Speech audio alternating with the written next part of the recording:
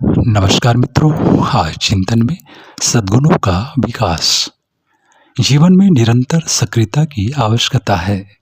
जो जीवन अकर्मण्य है वह एक अभिशाप ही है। कहावत भी है, खाली दिमाग शैतान का घर। कार्यशीलता से रहित जीवन भार स्वरूप ही है। अकर्मण्य एवं आलसी व्यक्ति सदैव इस संसार में पिछड़े हैं। ऐसे व्यक्तियों को इस संघर्षमय कर्मक्षेत्र संसार में स्थान नहीं है। जितने भी महापुरुष हुए हैं उन्होंने कोई जादू या छल से महानता प्राप्त नहीं की है। उनकी महानता का एकमात्र कारण उनका निरंतर कर्तव्यपरायणता एवं निष्ठापूर्ण जीवन ही था। उनके जीवन में आराम हराम था। जीवन की निरंतर सक्रियता में उद्दंडी मन की चंचलता, संकल्प विकल्प, वासना आदि नष्ट हो जाते हैं। कार्यव्यस्त और परिश्रमी व्यक्ति धीरे धीरे इस चंचल मन पर बाजी मार लेते हैं।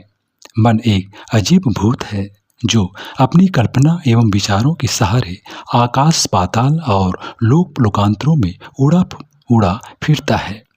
ऐसे मन पर काबू पाना सहज नहीं होता।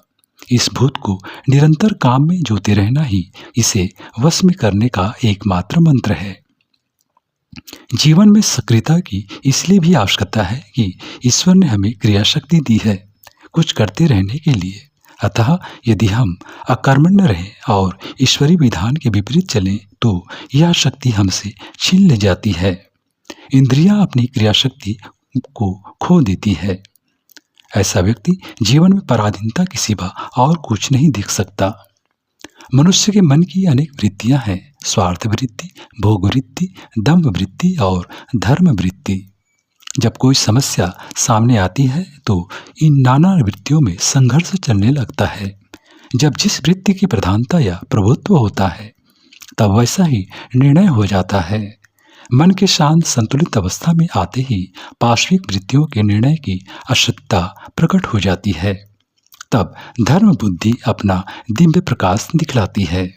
उसमें भोग वृत्तियों की निस्सारता प्रकट हो जाती है। पश्चाताप होता है और धर्म बुद्धि इस कुकृत्य की सजा देती है। मनुष्य को स्वयं अपने आप ही ग्लानि हो जाती है। आत्मभर्सना के फलस्वरूप अनेक व्यक्ति आत्महत्याएं तक कर लेते हैं। धर्म बुद्धि के पालन से चरित्र में सद्गुणों का विकास होता है।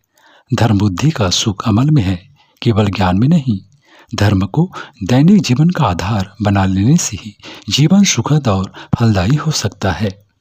जब आप पूरी तरह शांत रहते हैं, मन संतुलित रहता है, किसी प्रकार का बाहरी दबाव आप पर नहीं होता, तो आपके मन मंदिर में भगवान उदित होते हैं और आपको नेक सलाह देते हैं। मित्रों, इसी पर निरंतर अग्रसर होते रहिए। ईश्वरीय प्रेरणा पर भरोसा रखने वाला कठिन अवसरों पर भी नेक सलाह पाता है। भविष्य उसके लिए अंधकार की वस्तु न रहकर दिन जैसा स्पष्ट रहता है।